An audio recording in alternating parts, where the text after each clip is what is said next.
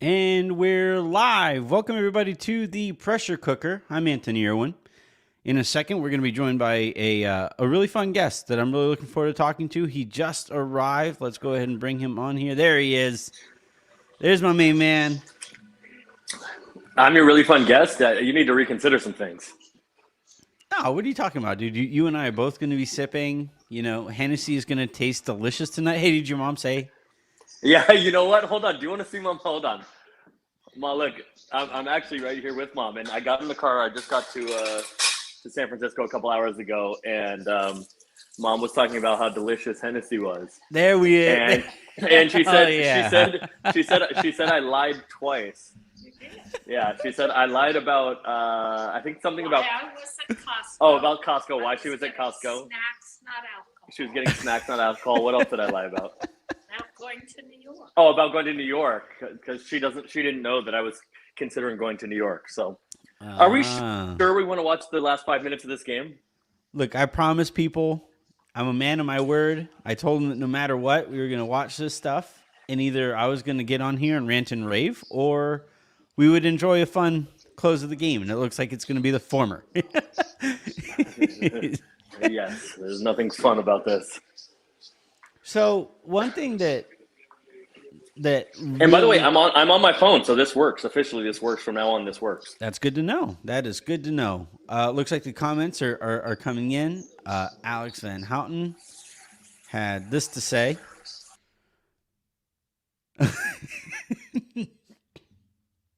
Just like that, uh, Alex's comment comes in, and Aaron is gone. All right, so we're gonna go ahead and watch this together. Lakers turnover. Celtics get out and run. 4:45 to go. Lakers down by 18. Just pathetic, honestly. Just a bad game roster. I thought Vogel coached a really poor game tonight, right from the get-go with the starting lineup that he brought out there, and then that lineup obviously started the third quarter, which wasn't great. So I couldn't see the comments, so I was trying to look at the comments on my phone, and that didn't work particularly well. So that like logged me out. But here I am. I'm back. So you're gonna have to tell me what the comments are Oh yeah, that I I can't mean, see. I just play them on the main screen here when they're good, and that one made me laugh. But he said that the Lakers need to be put out of their misery. They clearly have. Um, here comes the hockey sub. Yeah, the line change. Yeah. So what I was gonna say though, in watching this, like I thought I thought the offense was insanely stagnant. Like we thought that LeBron getting back would like help execution on offense, and I thought that the offense was pretty even more rudimentary than usual. Yeah, what is the I think it's John McKay, I believe is his name, former UFC football coach and Tampa Bay coach. And they asked him after a game in believe it was Tampa Bay's 0-14 season. Mm-hmm. Like, what do you think about your team's execution? And he said, I'm in favor of it. Right. This is like in the 70s. And that's, I mean, they're just like Could you and there was imagine Frank Vogel giving a quote like that? Like, well, actually, somebody at the beginning of the year, a college football coach at the beginning of this season, like alluded to that, and whoever they were talking to didn't know the quote, and it was like something about like I super think we should awkward. execute the team. Like, you what? That doesn't work. No. I'm just picturing Frank saying something that kind of like edgy, right? Like I don't know if he's capable of that. Um, Frank is a really good dude. And I think he's a really good basketball coach. I don't think that he has been done any favors by the roster. And Mm-mm. part of that, to be fair, part of that is the current condition of the roster, right? But like this was not a roster that could sustain much turmoil anyway, and then to have THT and Ariza and LeBron missing all or huge chunks of this season, that was like, there are all of your wing size guys. So whatever we think of DeAndre Jordan, whatever we think of Dwight Howard, whatever we think of AD should be playing the 5 as he started today with Russ, like those options get kind of limited when you don't have all of your wing size or big wing size guys. So I don't think Frank has done a great job, to be fair. I'm a fan of his, but I don't think he's done a great job. But I think this is more of a roster issue than a Frank issue. Oh, yeah. I mean, I still think he's not blameless. Like, the starting lineup today, I didn't really understand. The infatuation with Avery Bradley, I really don't understand. The third quarter, bringing that starting lineup back out, I thought was a tough call. But yeah, you and I are fair, but then completely in agreement that like the issues go way above Frank Vogel. Fair, but then like so when you're not wrong necessarily, but then my follow up would be like, as opposed to what, or like whom? Oh, I would have gone like either Melo, Monk, or Ellington, any of those guys, just to give a little bit more shooting. Fair, but like whatever. There's 3. We're at garbage time. Like cleaning the glass is not counting these stats anymore. Yeah. But there's 3:45 left, and these guys' agents are though. the Celtics have 122 points. So yeah, like the offense has not been great, but the defense certainly has also been an issue. But he played the like he made the defensive starting, like he swayed it in favor of defense, right? Like that's but that's what I mean. Like Melo has gotten just you know what, everybody has gotten blown by today. So like Melo has gotten blown by an Ellington, like, but Shooter just drove by me. He just like, it was the weirdest thing. He just ran right by me right now. That was wild. He just drove to the outskirts of Austin, Texas, just to go by you one time. Honestly, after some of the things I said about him last year, I get it. all of them warranted. Yeah, but yeah, I don't know. So what change do you want to see? What THT was not great tonight. But yeah, it was a bad. Going forward, what would you like different? Well, I missed it earlier. So everybody watching, we always play magic number. The magic number for tonight was like 114 for Boston. I think we're Can set. I take the over? Oh no, I mean like that's so magic number, the game that I played with my dad when we would watch basketball games. We would guess like the number as you get close to the last couple minutes of a game, you guess the number that the team needs to get to win the game. And Boston needed to get to 114 in their set from here on out. And at what time did you determine that was going to be the lucky number for Boston? If they got there, they'd be good. Oh, just now. I'm just making a joke.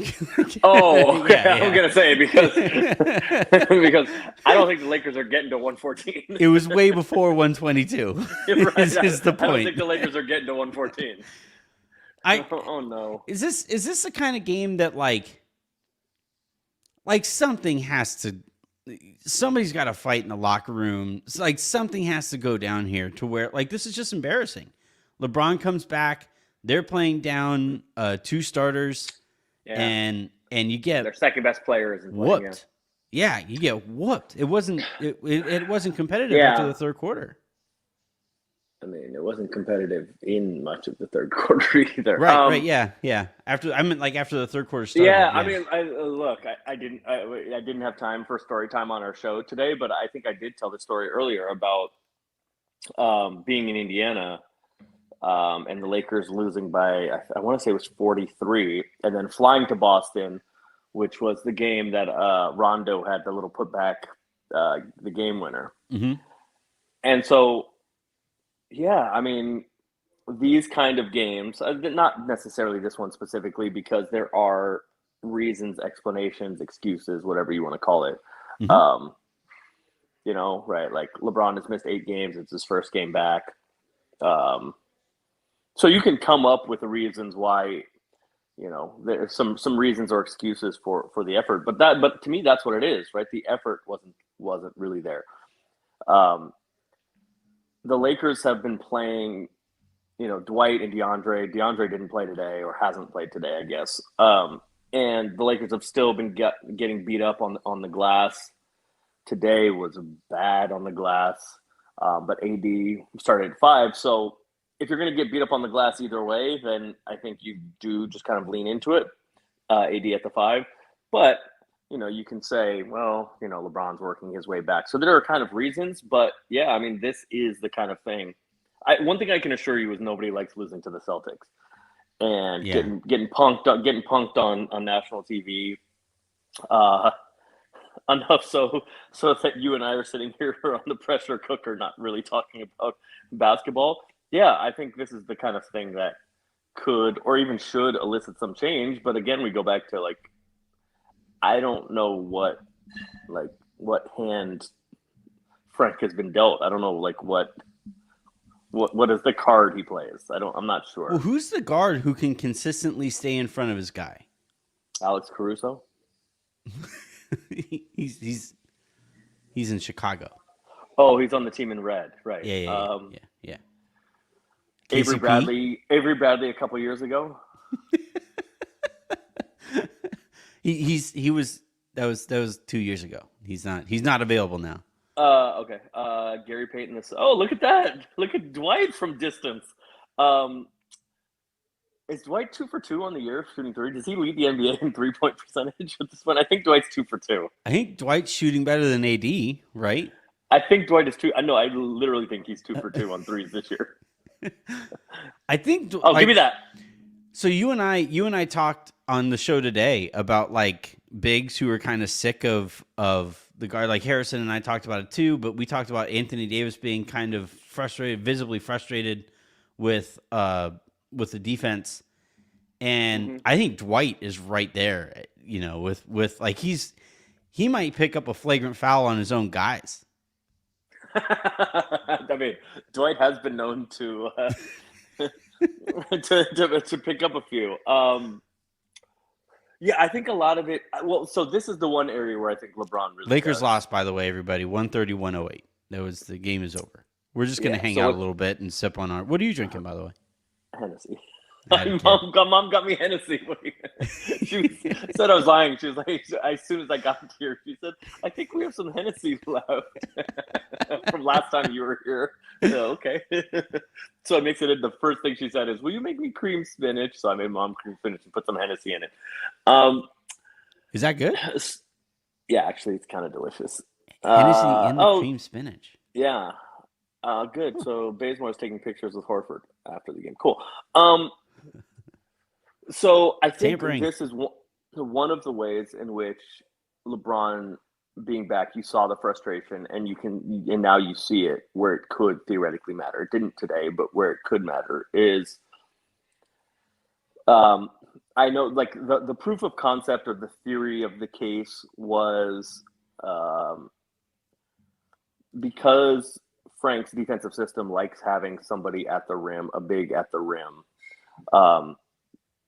That is why JaVale or Dwight 2 years ago for the championship year, or theoretically DeAndre or Dwight this year, can kind of be those guys that are just at the rim, and it allows AD to be kind of the roaming free safety, clean everything up on the weak side, come and block shots. It also would allow you to deploy AD against those big, powerful wings, whether that's Kawhi when he's available, but Paul George or Jason Tatum tonight. These kind of guys, you can kind of you can put AD, you can let AD roam around on the perimeter because that's something he can do, and then you still have somebody at the rim. The kind of strange thing this year is, look, everybody thinks AD should probably play center, but when he's played center this year with no LeBron. There's when zero LeBron has been out, there's been nobody. If he has to stray away from the rim to go chase somebody at the perimeter, if he gets caught on a switch, something he's very capable of. In years prior, there's been, when AD is playing the 5, you've had LeBron to come clean up all that weak side stuff, and especially in the playoffs, that really matters. But that hasn't been the case with LeBron out. So I think that has been one of the main areas of frustration for AD is when AD is at the 5 and gets pulled away from the rim for whatever, there just isn't anybody else that can kind of help clean up those messes. And I think that's been one of the reasons for his frustration. His and yeah, like I talked about, we've actually seen Dwight and Russ go at it, like on the not go at it, but like have those heated exchanges on the court where he's like, dude, you're supposed to be standing there. Why are you running the opposite direction? And Russ is like, do you know who you're talking to? And so I don't know. I think, look, it's still a process. I'm trying not to fly off the handle and start chugging a handle, but I am I'm getting close. Man. I am a cheerleader. I'm a cheerleader for foolishness, so I would encourage such things. Well, here's where I'm kind of at. Again, is like there are things that Frank does that don't help the situation. There are things that the roster has forced and the injuries have forced Frank into doing that don't help anybody involved. Aaron to black out while I'm about to dump on Pelinka. But like this roster is a freaking disaster. Like I didn't think it was very good in the offseason. I convinced myself because I'm a homer that I think it might be okay. But where it is right now, this is not a championship roster.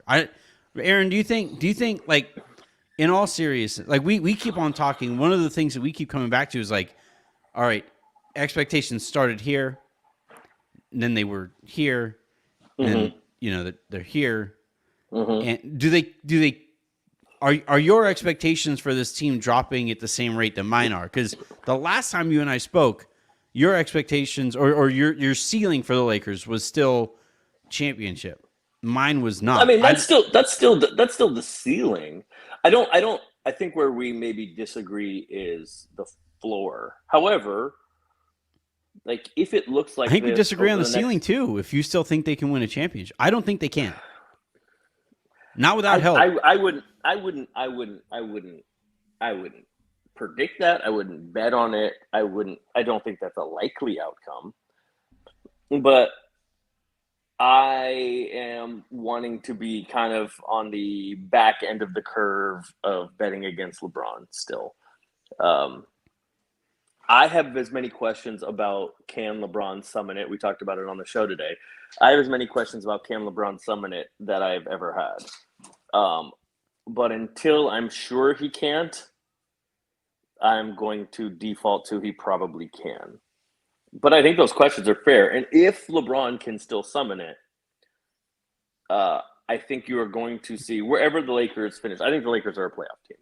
Wherever the Lakers finish, whether that's 4th, 5th, 6th, 8th, 9th, whatever, I think you are going to see teams in the opposite side of the bracket trying to jockey to stay away from the Lakers because you have LeBron and you have AD. It's tough to bet against you in a series. They do have the scariest haymaker, right? Like if you're giving the Lakers a puncher's chance, that punch that the Lakers can throw is harder than most teams because of those two guys. Right. Here's my thing though. Here's my counter to like trusting LeBron is that I think this team might be so bad that it might be beyond his control. Stanley Johnson is not the answer to anything.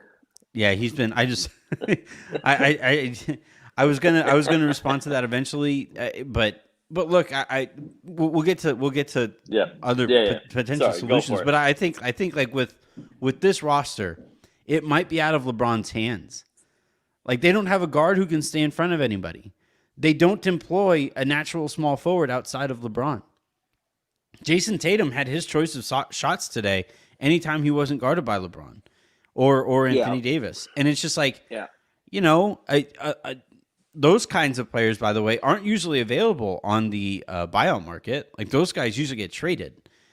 And the other thing is like if a guy gets bought out, there's a reason for it. Like the buyout guys, it feels in the moment because they're often names. It feels like oh, the NBA is unfair, Yeah. but none of those guys actually do anything. There's a reason they get bought out.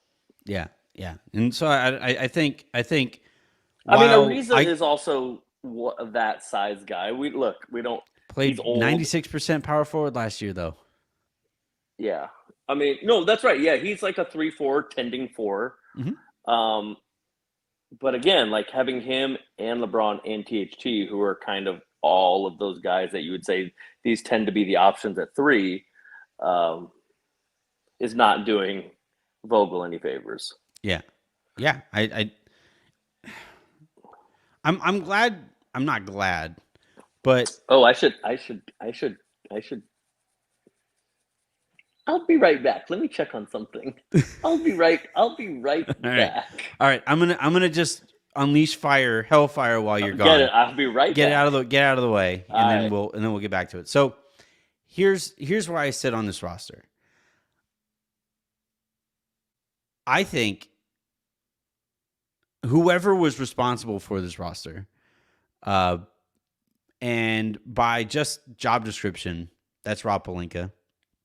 Now we know that LeBron James is the pseudo GM, right? We know that, it's been reported that he had his wine cellar where he was putting together this roster. Kind of makes sense because this roster looks like something that somebody would have done while they were drunk. But I think in this case, if Frank Vogel loses his job and it doesn't fix anything, which probably won't, you have to seriously consider your options in the front office because, you have the one championship, yes. You have another season with LeBron where, granted, he got hurt, but they missed the playoffs altogether. You had another season with LeBron where, again, granted, he got hurt, but and Anthony Davis got hurt, but first round exit and and also like it's hard to hold last season against anybody because of the situation. But if this season, with a longer offseason because they had the early exit, with everybody being healthy heading into the season and not as fatigued, and with flexibility heading into this last offseason, with the guys who could have been brought back and all of that, given the situation heading into this year, there is no excuse for the roster being this flawed. There's zero excuse. This is a roster, again, that doesn't have a small forward, a natural small forward. This is a roster that doesn't employ a guard who you can consistently trust staying in front of the person that they're guarding. This is a roster that probably doesn't quite have, because Dwight had, there's been so many guys who've been kind of sort of disappointing that Dwight has kind of fallen down the list, but he hasn't looked like Dwight Howard either. And so doesn't necessarily have a big who allows you to buy back into the identity that the Lakers had last year or 2 years ago when they won a championship. And also they have a third max player who at this level is not worth the max. I don't know if he's worth half of the max, half of the contract that he's getting. And you had to give up at least 2 legit rotation players, and then another guy who would maybe kind of sort of help this team. And then on top of that, by trading for Russell Westbrook, because of the financial burden of employing him, that also costs you Alex Caruso. That, maybe things improve. And Russ does start slow historically. But if it doesn't, that might go down as one of the biggest gaffes in Lakers history. And by the way, it has to not just turn around, but it has to turn around and improve significantly. It needs to improve significantly for us to sit here and say, that was the right call, especially given how Buddy Hield is playing to start this season and how well we know he would have fit, given how much we see the improvement in terms of spacing that even a guy like Wayne Ellington offers you. So, where the Lakers sit right now, we keep on thinking, hey, rock bottom, rock bottom, rock bottom. But we keep falling through those rocks. And we got to see at some point what rock bottom actually looks like. If it isn't losing to the Celtics and not competing in the second half on a night where you get LeBron James back, then I don't know what it is. I legitimately have no idea what rock bottom would even look like. And that kind of scares me. And if we keep finding new rock bottoms, eventually it's going to cost Frank Vogel his job. And then eventually it's going to cost somebody else their job. It should cost somebody else their job. And that's where Jeannie's going to have to make a tough decision. I'm not sure that Aaron is going to make it back. He was already on his laptop, and it's my Friday night. I don't want to think about this team anymore. So I'm going to go ahead and call it here. Thank everybody for tuning in to the Pressure Cooker here. One of these nights, we'll have both a guest and a close game. One of these nights, hopefully.